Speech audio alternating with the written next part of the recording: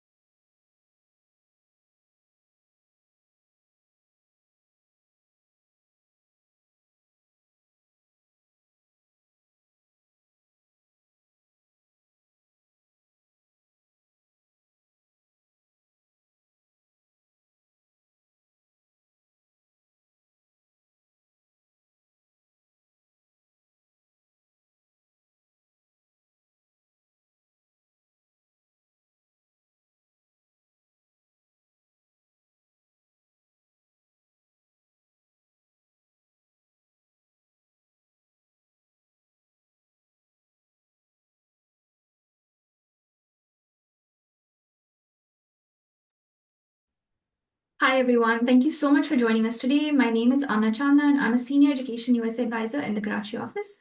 I graduated from the University of Maryland, College Park with a Bachelor of Arts degree in Economics, and today's session is for anyone thinking about studying in the United States at the graduate level. Today's session will guide you through the process of identifying graduate programs that align with your academic goals, professional interests, and financial requirements, and share how you can evaluate your options and find the best fit programs that suit your unique interests and needs. So without further ado, let's get started. But before I begin, I would like to briefly introduce us at Education USA and who we are and what we do. So Education USA is a part of the US Department of State network. We have more than 400 international student advising centers in more than 170 countries across the world. Education USA Pakistan provides free advising services to Pakistani students who are interested in pursuing their bachelor's, master's, or PhD degrees from the United States. Education USA is your source of all accurate, complete, and comprehensive information on all US higher education. You can reach out to us through our app as well by scanning the QR code and downloading it from the App Store. You can chat with Education USA advisors using the app Mondays through Fridays, 9 a.m. to 5 p.m., and ask any queries that you have about the US application admissions process. In addition to this, we also have regularly scheduled workshops and webinars that are aimed at assisting you in finding more information about a wide array of topics. Here are some sample webinars that we've conducted in the past. As you can see, we have a wide variety ranging from undergraduate admissions, extracurricular profiles, to Education US Advisor Connect, to gap years, getting to know specific universities like Louisiana Tech, deep diving into specific fields like psychology, getting to know other universities, and talking about how to finance your degrees, and F1 student visa seminars. So as you can see, there's a lot of information that is available. All you have to do is go to our website, register for our free advising services, and click on the upcoming events tab to see the webinars that are coming up for you to be able to wait. All right. So if you think about applying to the US, it can seem a quite daunting process, which is why Education USA has broken down this entire process into 5 simple steps for you. Step 1 is researching your options. Step 2 is financing your studies. Step 3 is completing your application. Step 4 is applying for your F1 student visa. And step 5 is getting ready to depart. Now, the good news is that regardless of which of these steps you are on in this horizontal trajectory, Education US advisors are here to assist you with any queries, any questions that you have about that particular step or about the entire process. So please don't hesitate in reaching out to us, and we'd be happy to assist you. All right. One of the questions that we usually ask our students is, why do you want to study in the US? And there are many answers that they give, but these are the top 6 responses that we receive. The first one is recognition. US universities are globally recognized for their degrees and their high quality standards when it comes to education. The second one is, of course, quality. They have the greatest number of top programs in the world. The third one is diversity. The US has the greatest concentration of students from all across the world. The fourth one is flexibility, student empowerment, degree creation, free electives. Flexibility in choosing which majors and which minors to pursue gives you a unique and diverse educational experience.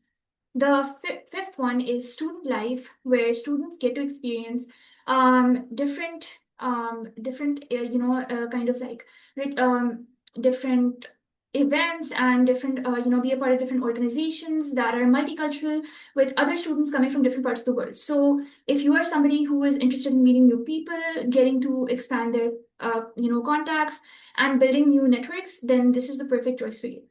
And finally, the sixth one is funding, where US universities are known for the scholarships and grants that they offer to international students. So if you're somebody who's looking for partial funding or full funding, this is the best option for you. And you should start looking at the different kinds of scholarships and graduate assistantships that you can apply for.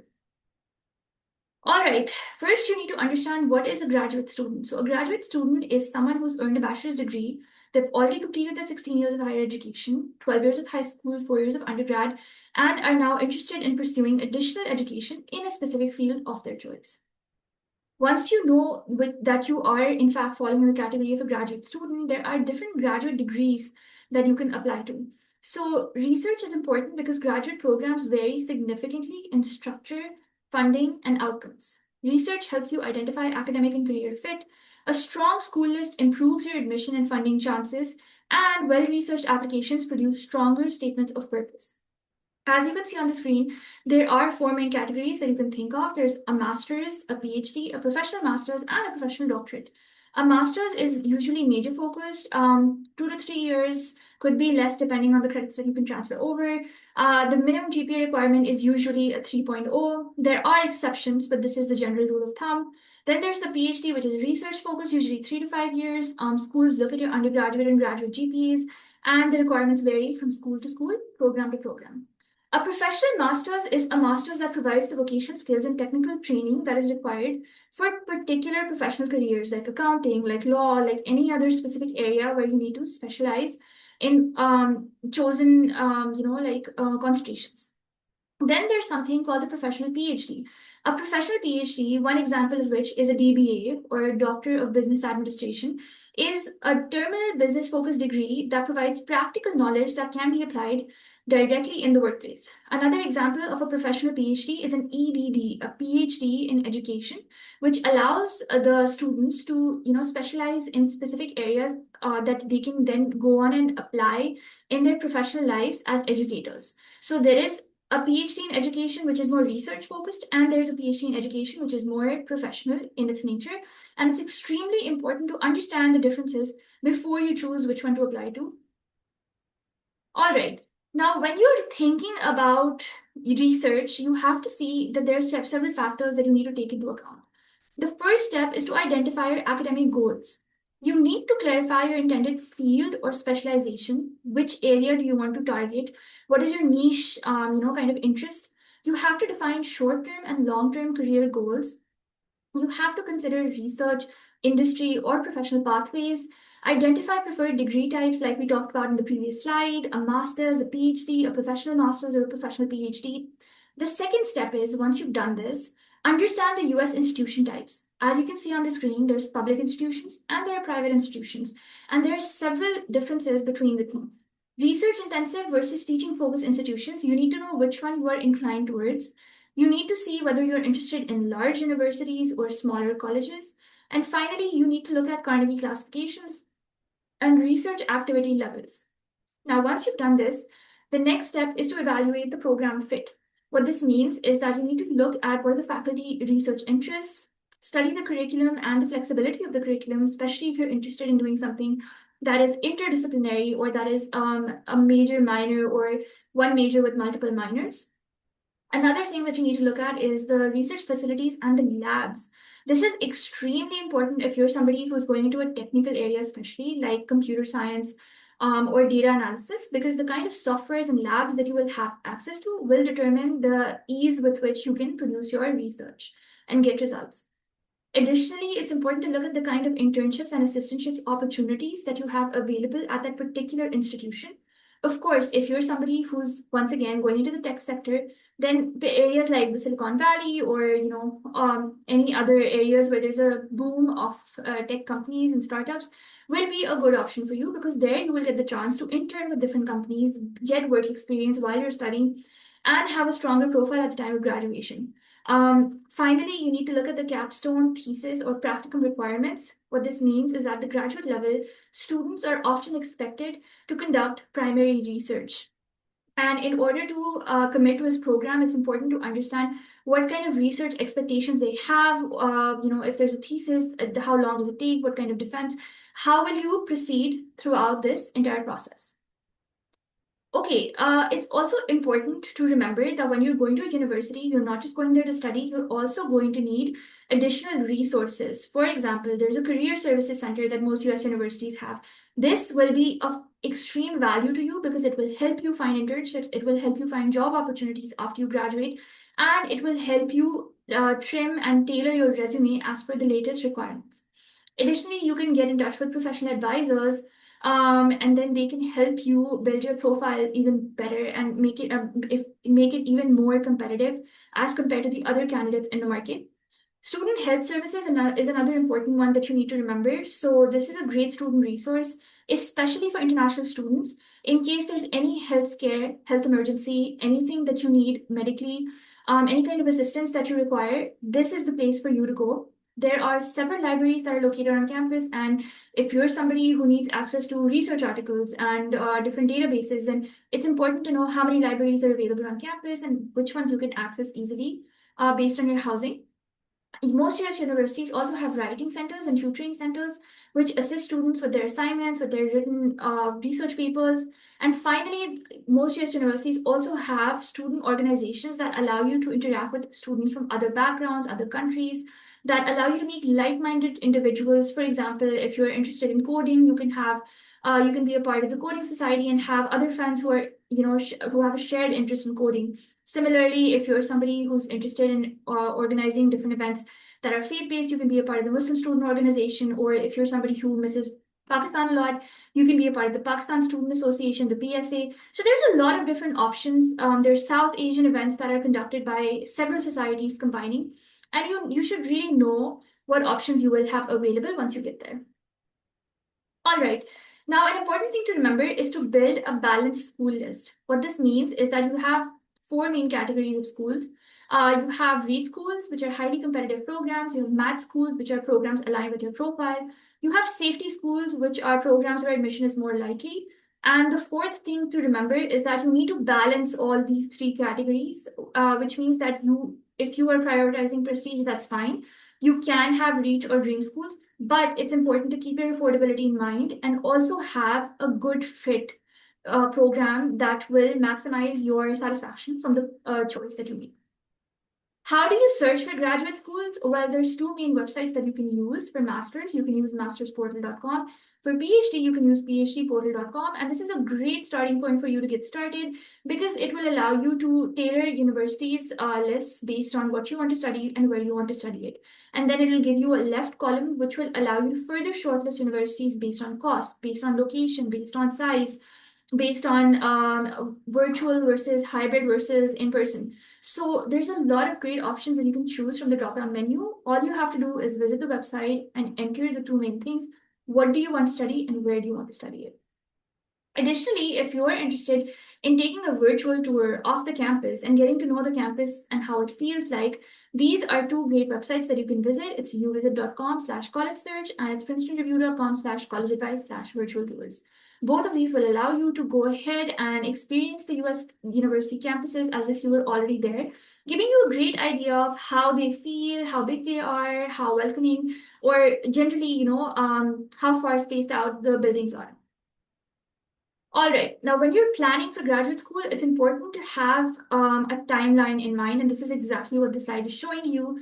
At least 12 to 18 months in advance is when you start searching for appropriate colleges or universities, and you register and prepare for the exams. What this means is that if you are giving the GRE, this is the time to actually register and start preparing for the GRE. Important thing to remember is that while the GRE is not required at all graduate schools, it is an important part of the application process. And if you have a solid GRE score of 320 or above, it will significantly strengthen your application and increase your chances of getting into the program of your choice. Now, once you've done that, 12 to 14 months in advance is when you're going to start choosing institutions of interest and obtaining application forms and information. 12 months in advance is when you identify who will write your letters of recommendation. You will need to request transcripts from your undergraduate and graduate schools if you're going for PhD, and your undergraduate schools if you're going for your master's. You also need to start tweaking your statement of purpose or your personal statement at this point and make sure that it's complete and it has been reviewed by a third party to ensure that it is of the quality that is required. This is where we come in as well. So if you want Education USA advisors to have a look at your statement of purpose, we're more than happy to assist you. And you can email us and set up a meeting where we can review your essay. Additionally, this is also when you need to make sure that you have the required score if the GRE is required in your program. And if it's not, then you'll have to register again for a retake. Now, 11 months in advance is when you need to confirm all your information has been ready, it's been obtained. Request the forms and information again if necessary from the university or from any other organization that you're working with. 10 months in advance, you need to go ahead and submit your application. And 3 months in advance is when your acceptance is already there. You need to start working on your student visa application and schedule pre-departure orientation visits. So this is where you can attend the Education USA pre-departure orientation, where we tell you all about the next steps, what to do upon arrival in the US campus, and how to make your stay more smooth and enjoyable while you are there in the United States for your studies. Like I said, the summer is to identify programs. This is the summer before you apply. This is to identify programs to apply to, take the necessary tests. Ask your referees, just generally have a conversation with them about the fact that you're planning on applying. Start writing your statement of purpose, start brainstorming, and start editing and refining your CV/resume. The fall before you go is for submitting and completing the applications, waiting for your admission decisions and funding decisions, attending the admitted student events or virtual, orientations that they have, and talking to the university admissions and faculty representatives pre-arrival. Then this is spring before you leave. This is when you have to submit your documents to your I-20 financial documents so that they can ensure that you have the finances that are required to attend the school. You also need to receive your I-20 from the university and use that to fill out your DS 2019. Next, you need to schedule your visa appointment at your local US embassy or consulate. If you have any confusion about how to do this, you can always reach out to us. If you have any questions about which documents to take or which ones not to take, again, you can reach out to us and we'll be happy to help you. You also need to make sure you start looking at the schedule for the fall semester and start looking at which classes you're going to enroll in for the first semester, because enrollments do take place on a first come, first served basis.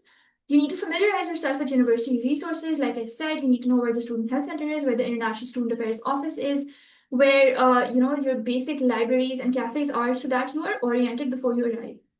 And next, this is extremely important. Once you arrive on campus, you should attend the orientation events and activities that this arrange for you, because this is a great way to make new friends and to have a good support system once you are on campus. Finally, classes will begin and you are all set to commence your graduate degree in the United States. Now, what are some typical graduate admission requirements? They're similar to the ones that you needed for your undergrad. You need to submit the application. You will need academic records and transcripts. You will need test scores if they are required, GRE, GMAT, or LSAT, and TOEFL or IELTS for your English proficiency. Please do not confuse GRE and TOEFL, because the GRE is a standardized test that assesses whether you are ready for PhD or master's level discourse and assignments, whereas the TOEFL or IELTS only assesses your ability to communicate in the English language. So one is a language proficiency test, the other one is a standardized test that is assessing not just English, but also your quantitative abilities. Next, you have your letters of recommendation. Please make sure you've talked to your professor before you send them an email requesting a letter of recommendation. Sometimes students have made this mistake that they added their professor's email directly onto their application, and the university directly emailed the professor without the student having asked the professor themselves whether they're even willing and able to write a letter. And sometimes professors are traveling, sometimes they're on a sabbatical, sometimes they are in the middle of exams, and they just are not able to take out that time. So please make sure you have the conversation first, then email the professor. And once you have their written consent, only then add their email to your original US application. Additionally, you need to look at your statement of purpose. And like I said, make sure that it is up to the mark, it is complete, it is unique, and it is giving a comprehensive overview of your profile and what you wish to study in the future and how you wish to use your education in the United States to further your long-term goals. Your CV and resume also plays an extremely important part, because this is a great highlight of what you have been up to for all these years, apart from your academics and outside the classroom as well. So please make sure if you've got any publications, you're mentioning those. If you speak any extra languages, you mention those. Any additional details that will add value to your profile, please make sure you put them on your CV and resume. However, do not make it too long. And if you wish to know more about CV and resume and what is the difference between the two and how to make the perfect one, then please go ahead and visit our Education USA YouTube page, Education USA Pakistan YouTube page, and search for CV/resume, and you'll be able to find a webinar that we conducted specially on that topic. Finally, just remember that these requirements are different from school to school, university to university, program to program. So there is no one standard requirement for a PhD or for a master's or for a professional doctorate. So it's important to understand the specific requirements for the program that you are aiming for. When you think about applying for a PhD in the United States, similar requirements, as you can see. The difference is that in a PhD application, you will highlight your publications much more. You will talk more about your faculty interest, who you wish to work with at that university, and you will be ready for any interviews that they might have to assess your readiness for their program. When you are submitting your application, like I said, ask your recommenders ahead of time, highlight any and all research and publication that you've done, and make sure that your application is clearly covering your past, your present, and your future goals and achievements. Now, when we think about funding at the graduate level, there are assistantships and there are fellowships. Assistantships are where the student will work for the institution in research, teaching, and/or office administration. In turn, the student will be provided a tuition waiver and stipend for living expenses. Fellowship is where the student will be offered a grant to cover costs while earning a doctoral degree. This could cover tuition fees and or living costs in part or in full. This is not a guarantee that you will get full funding. So you have to make sure that you do your thorough research and then apply to a specific program. Different types of assistantships are TAships and RAships. Teaching assistantships are assisting professors in preparing for their course plans and grading coursework and posting grades in student portals. Research assistantships are assisting professors in conducting research on different topics and sharing the findings, as well as assisting professors in formatting papers. Some scholarships that students usually apply for include the Fulbright Scholarship, which is a fully funded scholarship for Pakistani students for master's and PhD in the United States. There's also the Aga Khan Foundation. Stanford has its own series of scholarships. Other universities similar to Stanford have the same. There's the Humphrey Fellowship, and there's many, many more options, which you can see by visiting the university's official websites. Final tips. You need to make sure you talk to people in the industry that you are interested in doing your graduate degree in. The reason for this is that a graduate degree is a serious commitment, and having conversations with people who are already working in the industry, ideally in jobs that you are aiming for in the next 5 to 10 years, will give you a good idea of whether you're on the right path or whether you need to make any changes. The next one is that you need to reach out to faculty and at the very least follow them on LinkedIn and start looking at what kind of research they're conducting. You have to build your resume, like I said. Make any additions if you can, tweak the unnecessary stuff out of it, and just make sure it is the perfect resume that highlights your entire professional experience and poses you in the perfect position to apply for this program. The sooner you start your research, the more successful you will be in finding a program that is a good fit for you. There are more than 4,000 universities in the United States, and all of them have their own different criteria and their own different program offerings. This is why it's important to start looking at universities that have the major that you want, the specialization that you're interested in, and the kind of professor research that you are willing to partake in, and then zero in on those programs. It's also important to understand that while you are in the United States, you can avail internship opportunities and you should. So look for the different internship opportunities that these universities offer and find the ones that are best aligned with your long-term interests. You can also get in touch with alumni from these universities that you're considering and ask them about how their experience was. Are there any application tips that they can give you? Can they assist you in reviewing your statement of purpose? Most of the time, alumni are very helpful and they will say yes to most of the above questions. Additionally, you can attend webinars and virtual fairs to see what kind of services the university has on campus, what kind of weather they have, what kind of like buildings are there, so that before you arrive, you already have a good idea of the campus layout. Next, don't just blindly trust other people. Make sure you do your own research because at the end of the day, it is your money, your time, your effort, your future at stake. So please make sure you conduct primary research. Don't just apply to a university because XYZ person in your professional circle did so. Don't apply just because it felt like a good option. Please make sure you do thorough research before you apply. And finally, while you are conducting your research, you can use spreadsheets and trackers to stay organized and make sure that you are on top of all the information that you need to have and that you are able to meet all the requirements and application deadlines in time before submission. So that brings us to the end of the presentation. This is the link that you can use to register for our free services. And if you would like to get in touch with me, this is my email address. If you have any questions, you can type them now in the Q&A box and I will be more than happy to take them for you. Thank you.